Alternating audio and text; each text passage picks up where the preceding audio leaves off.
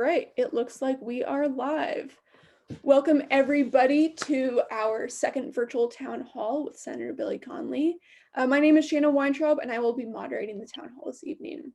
We are joined tonight by Senator Conley, East Providence School Committee Ward 1 Chairman Charles Jonas, Elementary Vice President of the East Providence Education Association Debbie Brunn, and rising senior at East Providence High School, Go Townies, and member of the High School Democrats of America, Jackson Pont. Tonight we'll hear opening remarks from Senator Conley, and then we will turn it over to Jackson for our open dialogue. And this will last almost the whole meeting. After that, if any of our viewers have any questions, we will go to your questions during this from the chat, and we will end our meeting there. Without further ado, Senator Conley. Thank you very much, Shana, and thank you, Debbie, for being here this evening. Jackson, thank you so much for being here. And I know Chairman Jonas, everybody, was on just a moment ago and lost his connection. So I know that he's in the process of reconnecting. So I want to thank the Chairman Jonas for being a part of this town hall as well. And particularly thank you to everyone who is joining us this evening. I had mentioned in our first town hall meeting that for me, as a senator, the most important matter for the state of Rhode Island to address for our state's future is education. And I use the phrase that education is the foundation of the superstructure for our future. And right now, we are facing challenges in every aspect of our lives due to the COVID pandemic, but particularly how we're going to continue to provide quality education to our students. And today is kind of an important day in that process because all of our school districts from all over the state were required to submit their reopening plans to the Rhode Island Department of Education.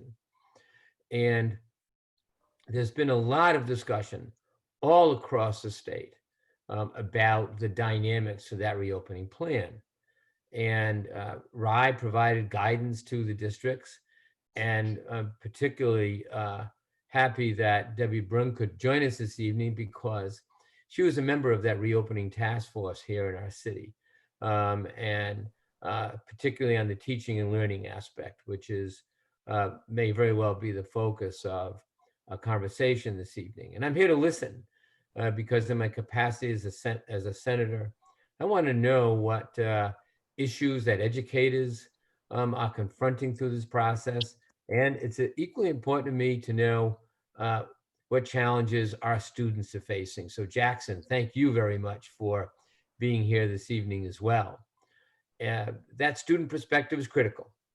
And I think occasionally we all probably should listen a little more to that student perspective than we should. I think sometimes in our discussions at the State House, we need to pay more attention to what our students are telling us. And that's why I really wanted that voice to be heard this evening. So thanks, Jackson.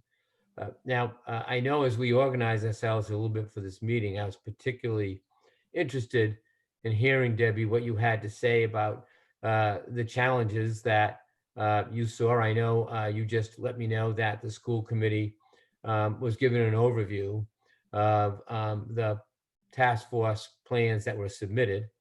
And I think I'd like to have part of this conversation be, given that perspective, what the challenges are and what you hope that reopening of schools will look like for teaching and learning.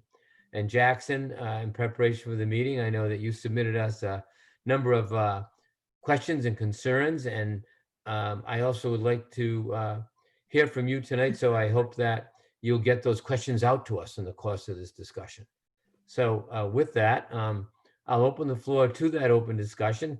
Deb and Jackson both, if you maybe you want to begin with a few opening remarks, Deb, that would be great. Well, I'll begin. So first, I'd like to say thank you, Senator Conley, for inviting me to participate in this important discussion about education during the time of COVID-19. And I think I speak for many when I say that the last 3 months of school were probably the most challenging times that we've had to experience as educators. But I'm proud to say that teachers across the state and across the country work diligently to provide ongoing education for all of our students. But now we're about to embark on a journey to a reimagined public education system. And we have to realize that the classroom that we left on March 13th will look very, very different when or if we return on August 31st.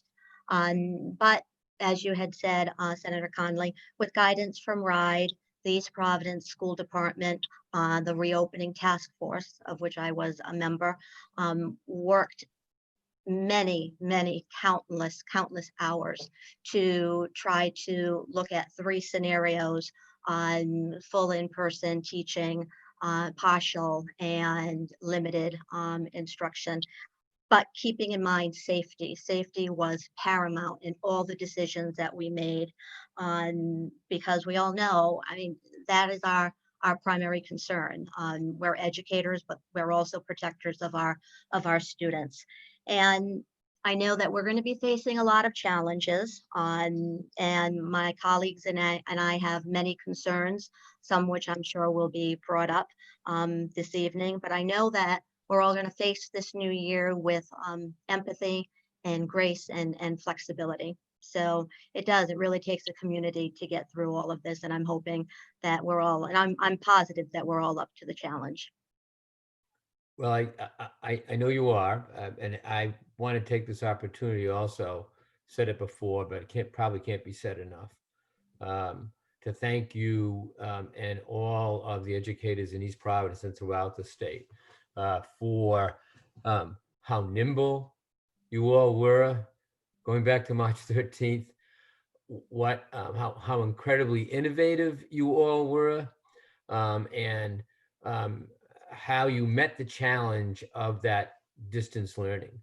As you know, I talked to a lot of the educators in East Providence throughout that process, and since schools closed, getting a lot of feedback from them. And I'm amazed at the ability that our educators had to figure out how to deliver a really meaningful educational experience, as meaningful as possible. And candidly, the extra effort, the extra hours, the extra communication with parents that happened. Because the other side of that is that I kept hearing from parents saying that, they were texting their teachers at their children at 8, 9 o'clock at night, 7 o'clock in the morning, getting guidance from teachers on how they could support their kids at home. And so it became, I think, a 24/7 task during that period of time. And so from both the parents I know that I spoke with, and from the teachers, I want to say thank you to everybody that supported our students.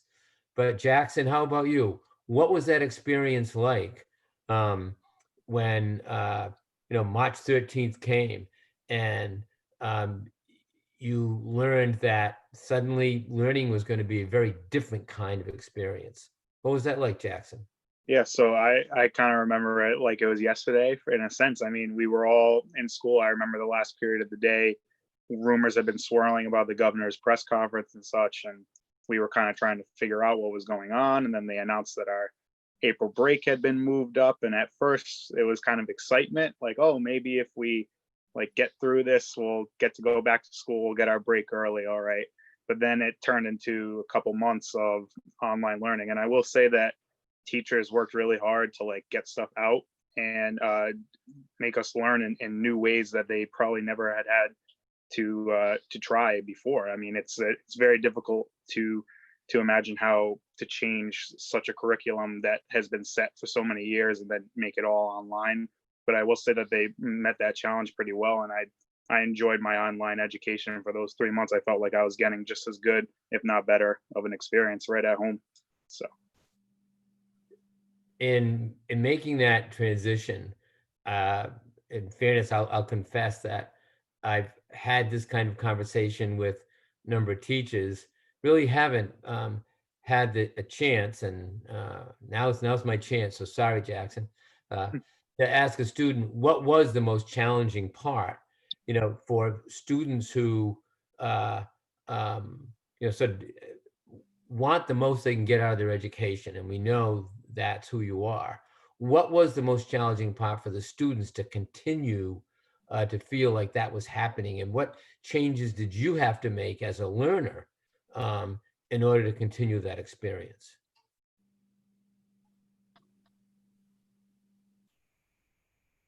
hello, can you guys hear me? We can hear you. Yeah.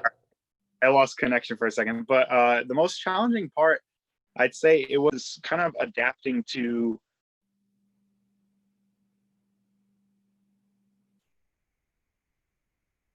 We did lose you. If you can hear us, we lost you for a moment. You, is it a little bit?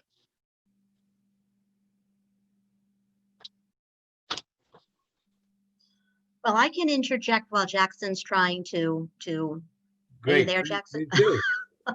Go ahead, So- Deb. All right, so If- I, from the teacher point of view, I can say that probably the most challenging part. Now, again, I'm at the elementary level. I'm at 3rd grade. So the most challenging part for the elementary teachers that I've spoken to was that lack of engagement that we had with students when they were right in front of us. It was really challenging to try to get them to see that this was their school. Students live in the moment, and when they're sitting in their kitchen and they see their toys on the floor, but we're over here and we're saying, no, it's science time, that's very challenging for little ones. Yeah. Some parents and some students loved it. They found that the flexibility, they were able to work at their own pace. Other parents, they saw, no, my student needs the structure of the day. So those were the pros and the cons from the teacher's point of view regarding distance learning. So if I could just follow up on that a little bit. You mentioned a moment ago, based on the model that RIDE had forwarded to the district for the guiding principles, that there were those 3 different models for the full distance learning, the limited in-person learning, and the partial in-person learning. From that experience from March to now, what did that teach us about what we needed to do under those various models to address some of the things that you just told us about? Right, and interesting question. This was discussed at the school committee the other night. I was on, as you had mentioned, the teaching and learning subcommittee, and we took a look at what worked and what didn't work for distance learning. And we had certain goals to improve distance learning. On consistency, we found that, we were kind of thrown into this. It was almost like emergency teaching. But we did the best, and I think we did a great job, but it could be better. So looking at a consistency for not only teachers, but for students and families as well. Adding more structure to the day. Parents really expressed the need to have structure, more face time with teachers, more meeting times with teachers, and setting expectations for accountability and to engage parents more in the discussion and improving the communication with families regarding what's being done. On being able to, and this kind of goes along with one of my concerns, on how do we tackle the learning gap? We all know that every summer we have what we call that summer slide. Well, we have a lot more than a summer slide. These little ones and older students have been out of school since March. So one of our things that we need to do when we return in whatever format is to determine what is that gap. And then the next question is, how do we close that gap? So we have we had some great discussions regarding what worked, what didn't work, and what we need to do going forward. So I'm glad you brought up the learning gap issue, because as I've talked to parents and other teachers, uh, that is one of the foremost issues and concerns that they have. And I want to ask you a little more about it, but I want to do a couple of things first. I want to welcome Chairman Shonis. It looks like maybe some of his technical difficulties have been addressed. Yes, thank you, Senator Conley. Thank There he you. is. So, Chairman, thank you so much for joining us. It's great to be here. Thank you for inviting me. We're, as you can see, we're in the midst of a discussion. We know that you received your review of the reopening plans at your meeting on Tuesday night earlier this week. And we were just discussing some of the things that we learned from March 13th going forward last year, and how those lessons learned need to be taken into account in those 3 different scenarios that RIDE has asked all the districts to provide. But before I continue that, I kind of had Jackson on the hot seat of an important question, and he ran into some technical difficulties. So if it's okay with you, Chair, I'd like to go back to Jackson, and Sure. because for me, it's really something that I want to know about. And it really, what it was, Chair, is as a student in that time period from March 13th to the end of the session, what were the challenges? What did Jackson have to do differently, and what adjustments did he have to make in order to get the most meaningful educational experience out of that time period that he could? And again, what do those lessons learned mean for Jackson going forward into the new school year, because we're still in the pandemic circumstance. Yeah. So Yep. Jackson, if I could go back to you.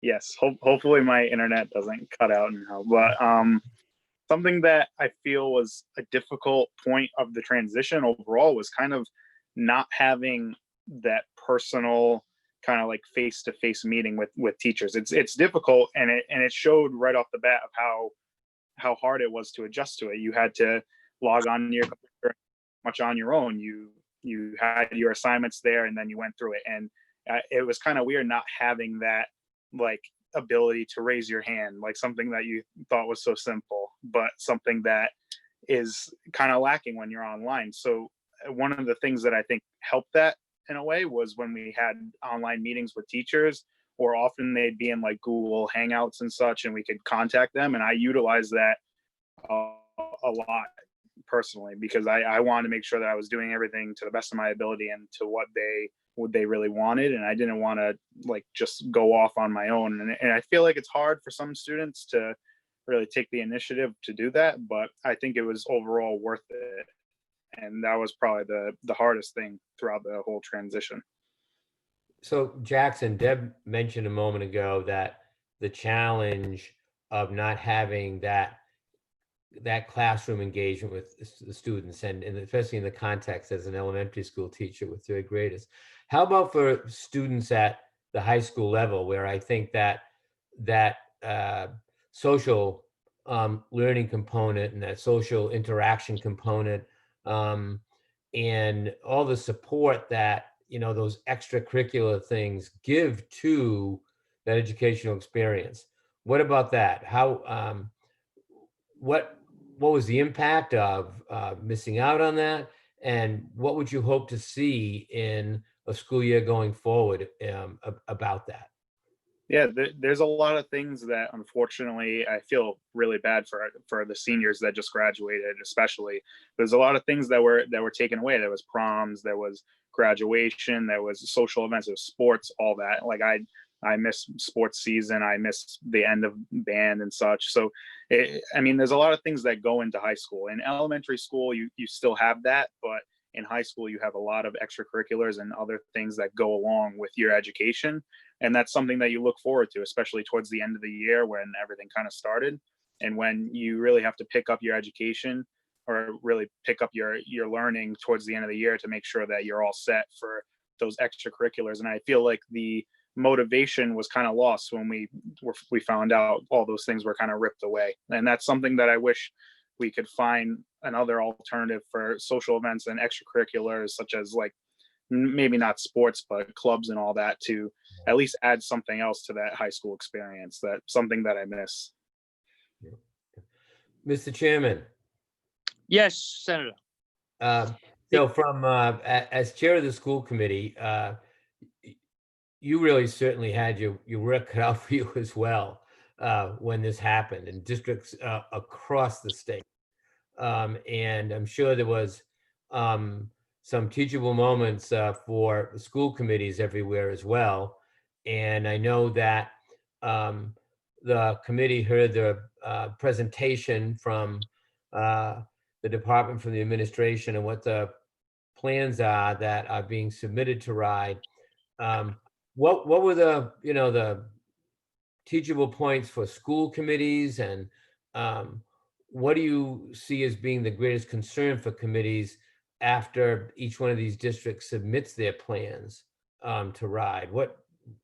What's your concern? Well, first and foremost, Senator, the safety issue is critical. Safety of our staff, safety of our students. It is first and foremost what we are looking for. We are in a glass half full way.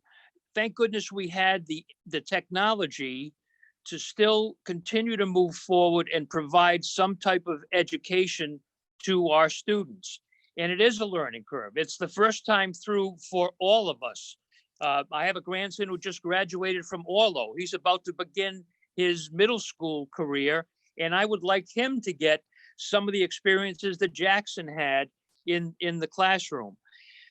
We have to be ready to provide a hybrid. The hybrid must continue, I think, for safety purposes of all of the folks in the city. It's not the ideal situation, but in East Providence, the best place is the East Providence School Department, and the school department can provide the best education possible with the people that we have. We have excellent people. We've got a very good administration. We've got very good teachers like Mrs. Brunn. And, you know, I know Mrs. Brunn is a perfectionist and she wants it perfect. And I appreciate that. But we are not in a perfect world, unfortunately, and we don't know how long this is going to continue. But I think we have to move forward and provide for those folks who want distance learning, provide distance learning for them, and still try to provide as safely as we can the in-person learning. And I think that's critical.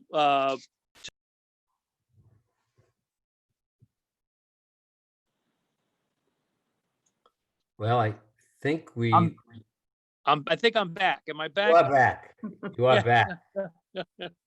But I appreciate Jackson's concerns, and you know it is a very difficult number of issues. But first and foremost, we have to deal with safety and still providing the best education that we can. And thank goodness for the technology that we do have, but we need to perfect it. We need to get better. Thank you, Chair. So, Jackson, I know that coming into the discussion, as I mentioned in the beginning of the town hall meeting, you had some questions and concerns, and they were, I think they're important for everyone that's joining us to hear, and important for us to talk about. You want to address those a little bit? So pretty much following up the chairman, one of my first questions was pretty much how do you think it's completely possible to send students back, whether it be limited or in full, with such big safety concerns, and if the school committee had any plans in place currently for like how would be like returning back to the school? Well, so process-wise, essentially, as we mentioned in the beginning, all the districts across the state were required to send in their models to RIDE today. And RIDE had that guidance on looking at those models and those different structures that Deb mentioned a few minutes ago. And as the chair said, it's safety first, and everything else has to follow from that. But Deb, as a member of the task force, how is that kind of concern taken into account, and what do you think of in terms of the district's plans and in terms of RIDE's guidance, how those concerns can be addressed? I think the document is a very fluid document. It's constantly changing from 1 minute to the next. I survey colleagues all the time. How do you feel about going back? How do you feel about going back? And we all have our concerns, and they change just like the COVID numbers change every day. Some days I feel very good about going back, and other days not so much. To answer Jackson's question, it was presented at the school committee meeting that the plan that East Providence submitted to the to RIDE on Monday did include a hybrid plan for the middle school and for the high school, but full in-person for elementary. And I think, again, because of safety, things work a little bit differently at the secondary level than they do at the elementary level.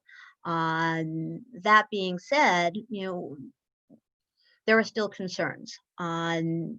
Let's be honest, we are teachers, we miss our kids. We want to get back into school. We want to do what we know how to do, but we also want it to be a safe environment, not only for our students, but for us too, for teachers as well. I mean, we're going home to children and elderly parents, and we just want to make sure that, safety protocols are being followed. And if anybody had a chance to take a look at those guidelines that RIDE put out to be viewed, and look at the FAQ section, very, very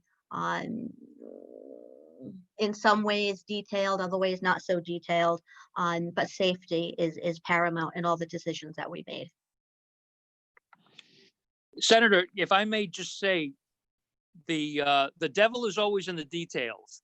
So we are awaiting more details to put our plan forward, and those details are critical to the safety issues that Mrs. Brunn is mentioning, and to the education issues. I want the people to know City Hall is closed. 30 days ago, we couldn't have a graduation, and now we are planning on opening school in a few weeks. So there's a lot of caution that we must put in place in order to move forward. That's why we need a good plan, which is flexible between the hybrid and the in-person. So thanks, Mr. Chairman. And I'm not surprised that even though the plans were due on Friday, East Providence was there on Monday, beginning of the week, getting ahead of the curve. But from my point of view, and I'd be glad to hear from everybody on this in terms of the process question, these are complicated. These, the guidelines are complicated. In my capacity as an attorney, I represent a couple of school districts. So I've been in conversation with those districts as an attorney in structuring their reopening plans. And what I worry about when you talk about the need to address uncertainty, the fact that it changes every day, Mr. Chairman. If RIDE's going to get back to us on August 17, and we're opening hard on the heels of August 17.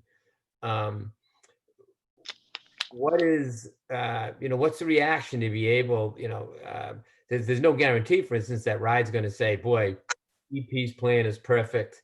Pawtucket's plan is perfect. Just go for it. How do we address sort of that almost turning it around on a dime when RIDE finally gets back to us? Or is my concern unwarranted? Well, Senator Conley, I want to let you know that Dr. Ferran received an email from RIDE, and they are in the process of completing the actions that RIDE suggested for us to have a complete plan. So RIDE has already gotten back to us, and Dr. Ferran has taken immediate action. As I said, the superintendent will make this plan public on August 3rd. There will be more surveys sent out to parents and hopefully to the staff too. And we've got some major issues to address going forward. This is going to be a very busy time. As you know, the human resource issues, the personnel issues will be huge going forward too. So we have short time frames, but I'm confident that we have a staff that will put it together. But remaining flexible in that things may change even in the weeks to come in our society, as they have in the last couple of weeks nationwide. Yeah, I mean, again, everybody in the conversation, Jackson, Deb, you, Mr. Chairman, have said that, that safety will essentially dictate those changes, those adjustments. The plan needs to be fluid. But Jackson, you had some other questions and concerns too. You want to share those with us? Yeah, so my second question was kind of just me being like blatant with my personal concerns. Like as a student, I know that a lot of us aren't always willing to completely abide by the rules set in place, and there's people that will always disagree. I was just wondering if anybody had any concerns with students, like let's say we had to wear masks, certain stuff in the school building, with concerns with students maybe not abiding by that and that causing issues in the school. That was one of my questions. They're suggesting that there might be some young men and women in high school that are rule breakers. Is that what you're saying? That is, Yeah. that is what I am suggesting. So Jackson, that's an excellent question, Jackson, and you've been at the high school, so you know what the environment is like. What I like to say is, besides for a long life, and you only get one body. You have one body to take care of. Eat right, exercise, don't do drugs. You want to be around for a long time. You want to enjoy not just your prom, but other social events in the future. So now we've added wearing masks because your life depends on it. Basically, being precautious, personal hygiene, cleanliness, all of those things, wearing masks, it's a new part of our lives.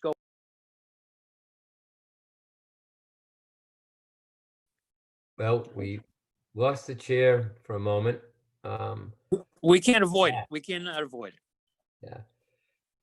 So one of the things that I think we have observed, though, and it's human nature, and everything you said is absolutely right about wearing masks have become a part of personal responsibility in everybody's life. But when we get into those social settings, even unintentionally, we revert to a lifetime of behavior, and I think we need to be constantly reminded. I know that Norma, my wife, constantly reminds me when I start to fall out of appropriate social distancing, and so I just think it's going to be a difficult task, and I know that the students want to comply, and I know that that teachers will set great models for them, set a great example for them. But I think we just need to be mindful of what Jackson is saying, and you're dead on, Mr. Chairman. Lives depend on it, and that's not being melodramatic. Yep. And, No. and No, might I, with that, I was also thinking at like the elementary level and for younger students. I mean, if that's something that they'll have to also participate in, I feel like it's going to be difficult, because I mean, I know with little kids, it's hard to keep that attention, and it's hard to keep, like, I'm sure it'll be very difficult for some students to keep a mask on all day, but that might just be part of our lives now. And I think that's something that teachers and administrators and people in those schools are probably going to have to like enforce and just make it part of the regular day, especially with the younger, more difficult to have that become part of their everyday. So, And I think it becomes part of our instructional day too, and we stress the importance, and we provide parents and families and children information as to why we're wearing masks and why are the classrooms different now than the classrooms they left in March. So it's all about communication. It's also an element of trust too. I mean, we have to trust that, the evidence and the research from CDC and the Rhode Island Department of Health, that we have to trust all that information, because all that information is guiding our decisions. We have to trust the governor in her decision-making role. I mean, her goal is full in person. But if the data doesn't support it, she'll have no choice to dial it back. She's already done that this week with the beaches. And parents need to trust us. Parents need to trust that we're going to do all that we can do to keep their children safe. And we have to trust the parents as well, that if their child isn't feeling well, they're not going to be sending them to school. So again, and we have to trust the community. We have to trust that the community will follow social distancing and follow, mask wearing. And, it really, it's all hands on deck. Everybody has to take personal responsibility for their own safety and for the safety of others. that trust If there building, if there ever was a time for communication, collaboration, and cooperation, now's the time. I had not thought about this until you just talked about it, Dan, but that of the trust building in this context. If ever there was an example of parents and teachers building that trust with one another, it certainly began on March 13th of last year. And the experience that I know in East Providence and Pawtucket, the experience was such that for all of the difficulties, it did build trust. It was a trust builder, because parents saw the extra effort that the teachers were making, maybe in a way that they had never had a chance to experience it before, in the schoolhouse. So great point. And I just, by you saying that, it just made me realize, I hadn't thought about it before, that was an incredible trust building experience for everybody, and with our school committee as well. If we, I don't mean to keep asking people to talk about things that I'm most interested in, but I can't help it. Right before you got on, Mr. Chairman, Deb had made a great point, and it's a subject that you and I have had more than one conversation about, and it's about that learning gap.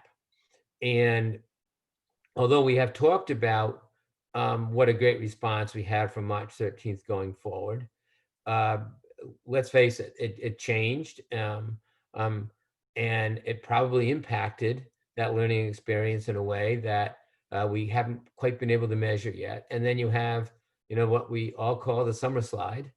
And so I'm really interested to hear from both the educator's perspective and from Jackson's perspective, what do we do about that? How can we, I think we need to acknowledge it, and then acknowledging it, what do we do about that? What's our best practices? What's our plan? Hey, Jackson, Deb, what wants to jump in? Charlie, you too. You and I have had more well, than let me one just, conversation may I about this. just say, in the plan that Dr. Ferran put together, she is addressing the social and emotional issues that we have going forward. And part of that relates to knowing our students, talking to parents, emailing parents, communicating every way possible to get to know the students and their families. And that is included, in black and white in the reentry plan. So I know Mrs. Brunn was on another committee, but there was another committee dealing strictly with social work and reaching out to the students to help make that transformation.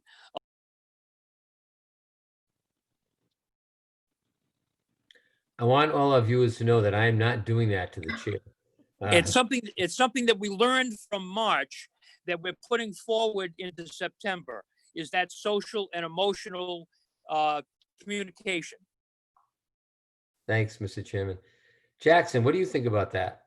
Yeah, so I feel like overall the summer slide, so to say, is made greater with everything that happened. I mean, we pretty much, if we're putting it in real terms, we were pretty much out of school for 3 extra months. And even though we had that online schooling, which worked, it still was missing that a lot of what we had in person. So I feel like overall the summer gap is kind of increased. And I think it's important that when we go back at all levels, it's some of the beginning of the year is focused on regaining a lot of those things that may have been missed at the end of the year and stuff that is probably forgotten, and not focusing directly on the new curriculum right off the bat, especially at like elementary level and such.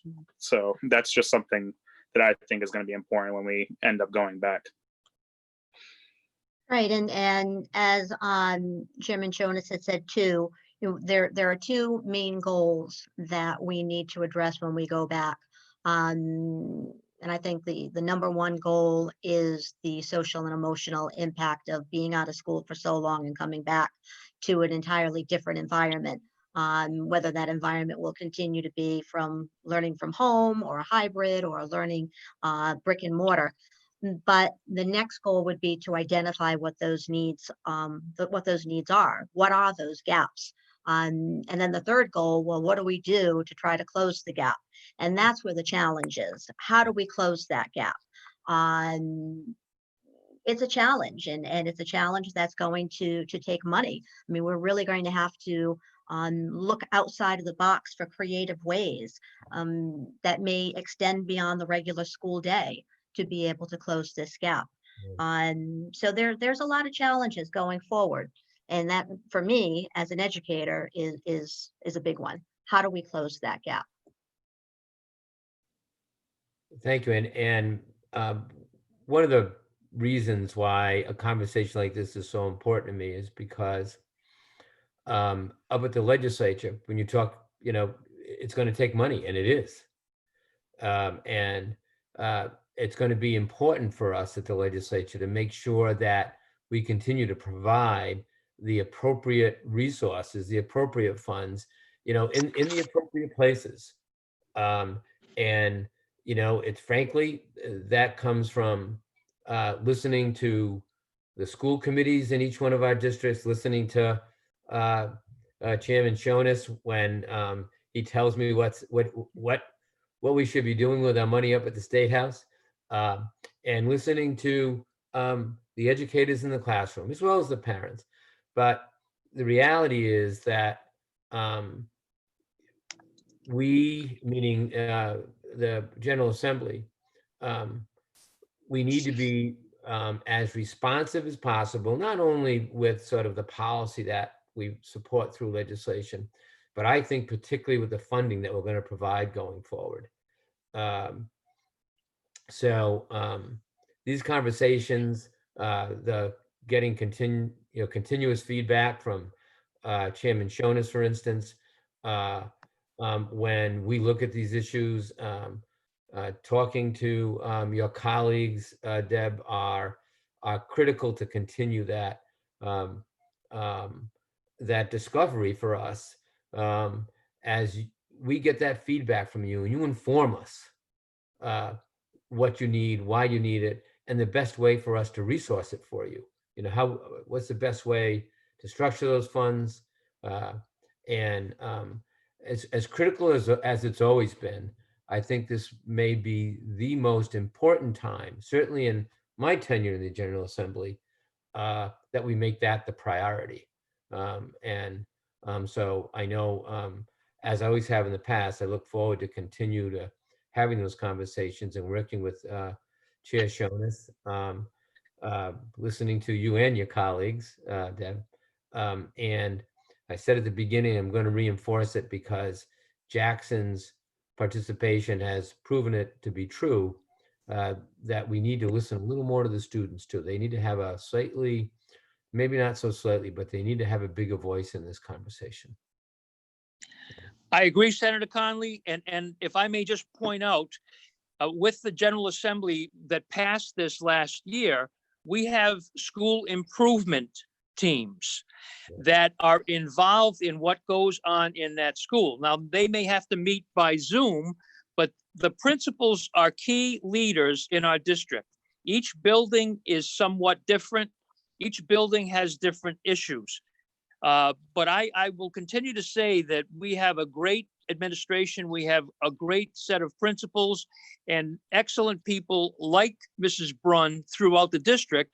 So I think we're very fortunate in many ways, but the people-to-people communication throughout the school district is going to have to continue stronger than ever before. So I can't help but say this, and I am so proud of our entire East Providence delegation, because the entire delegation, our reps, our senators, have all recognized this, and all of the members of the delegation are really dedicated to this. But we in East Providence are particularly fortunate because when it comes to education issues in the Senate, we have Senator Lawson, who is a obvious real leader in this discussion, and in the House we have Greg Amori. We have and again, and with the support of the rest of your team, but we really are very fortunate to have educational leaders in our delegation in the General Assembly, and I know I really appreciate the ability to work with them. And I just want to follow up one other thing you mentioned, Charlie, when you mentioned about the school improvement teams. Unfortunately, we went on hiatus, as you know, too. And there was a major policy shift in the General Assembly that we supported in the budget as chair of the Finance Committee in the Senate. I wanted to support that major policy shift. And that policy shift was essentially to change RIDE from, frankly, would it become kind of a compliance cop, to supporting LEAs, and change the focus in RIDE to being supporting LEAs. And we redesigned a lot of our funding, or targeted funding, to do that. The school leadership, the school improvement teams, the curriculum, the literacy and dyslexia training, for instance. We provided additional targeted funds in the beginning of the session. When these terrible circumstances essentially drove down revenue, when we went back in session to conclude that 2020 budget, I was particularly proud of my colleagues in the Senate because they joined with the educational leaders, they joined with the Finance Committee, and we found the funds to continue doing that. We didn't take funds away from education. We reallocated funds. We hit the state's rainy day fund, which is, really an emergency measure, but everybody recognized how important it was and remains to continue that funding. So we need to listen. You need to tell us, what we can continue to do in that regard. Senator Conley, thank you for holding this forum, because I know people are watching and listening, and communication to the citizens of the city is very important. It's extremely important, because we need to let everyone know what's going on and what we are doing about it collectively, you and the General Assembly and also the school committee. Thanks, Mr. Chairman. I don't want to end this amazing conversation. As the chairman said earlier, communication is key, and to have a senator, a chairman, an educator, and a student all in one conversation, this is exactly what needs to be happening right now. Unfortunately, we are a few minutes from ending, and I have a couple great questions that have come in. So I'm going to get to those. This first question was submitted a few moments ago from Mary Nascimento. How do you address students with special needs? So I think everybody can certainly respond to that. But addressing the special needs community is always been a core value for me. I've had the experience of being involved in the special needs community for a long time. And the challenges of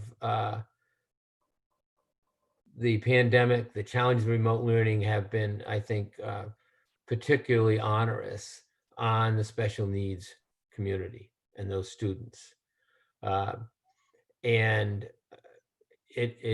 one of the, I know, and I'll let Charlie and Deb and Jackson from a student experience talk about it, but I know that in East Providence and in Pawtucket, that the administration, the committees are focusing keenly on getting that recovery time that we've lost, even more important when we talk about our special needs students. And I've looked at the guidance from RIDE, EP plan, some of the other plans that I've had a chance to work on as a school committee attorney. Every district knows that this getting the meeting the needs of special community, getting those services there, figuring out safe but meaningful ways to deliver services is a core value for all of them. So I know that doesn't address specifically how you do it, but the professionals are dedicated to getting it done, and I know that they are. I've had those conversations. Mr. Chairman? Mary Nascimento, a wonderful spokesman. She's the chair of EPLAC, and we're fortunate to have EPLAC in the city. The special needs population, unfortunately, our children lost more than other children did. And we need to work hard to deliver the appropriate services. I will tell Mary that there is an extensive portion of the plan addresses special needs, okay? The plan, again, will be public on August 3rd, but there is a significant portion of the reentry plan that, as rightfully so, it addresses special needs. I will say, though, the devil, again, is in the details. So we have to follow through and make sure that what is in the plan takes place for each and every student in our city. And not only our special needs population too, when we were working on the plan, we were also aware of the needs of our MLL students as well, our multi-language learners. Right. So we were very aware of the specific needs of those two unique populations. We have one more question before we end, and this is directed at Senator Conley. How involved are you, Billy, in the decisions for returning to school for students and teachers in your role in the Senate? Well, I think this discussion we've had has hopefully given everybody that's listening a real good picture of how that process is working. And the guidance from RIDE, the work of the administration, the school committee's review, the input from the task force. And as I said a moment ago, I think what I can do to support all of this is make sure that the General Assembly supports the policies through legislation that we learn are needed by listening to our educators, to our school committees, and from my position as Senate Finance Chair, making sure that we make education funds a priority. And frankly, targeting those funds and focusing those funds on where we are advised the greatest need is. While certainly having no direct influence or impact in the process, we've heard how it works. We leave that to the experts. The experts inform us. It's our job at the General Assembly to make sure through legislation and through funding that we support them. The chair said a minute ago, the devil's in the details. You want to make sure it gets followed through on. Sometimes, Mr. Chairman, I think divinity is in the details, because the details, Yes. the details are where you get it right. And so we Yes. want to support that effort, and want you to tell us so that we can do it. And you do. You're not bashful about it. All right, so we have just one more moment until our virtual town hall wraps up. So I wanted to go to Senator Conley and ask if you have any closing remarks before we end this. I don't know what else is to be said at this moment in time. I was hoping that we would bring all these different perspectives to this conversation, one in a selfish way, because I want to hear from the people most impacted, most involved, and participating in those decisions at the local level, to get a better understanding of what I can do in my capacity as a senator to help. But it's been particularly engaging. I guess I'm struck by the fact that although there were kind of three different perspectives, from different roles in this process, I'm struck by a lot of the unifying ideas that came out of it. The concern about safety, first and foremost, the concern about being flexible and responsive to the students and the teachers, the acknowledgement that that there's been a regression in learning and we have a lot of work to do to figure out, and particularly interested in hearing Deb sort of break it down into those three component parts and how we're going to get it done.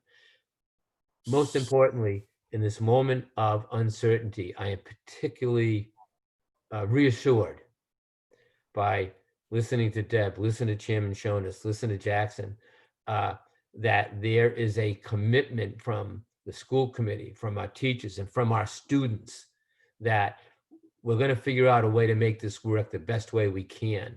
And it's that unity and trust building that Deb talked about that's going to help us do that. And I'm privileged to be a part of this conversation. Thank you all so much. Thank you. Thank you. Thank you. Thank you, everybody who was on this call this evening, and thank you to everybody who tuned in from home. We will be having future town halls on YouTube Live, so look out on Senator Conley's social media for that. And with that, good night, everybody. Stay safe and have a good rest of your evening. Take care.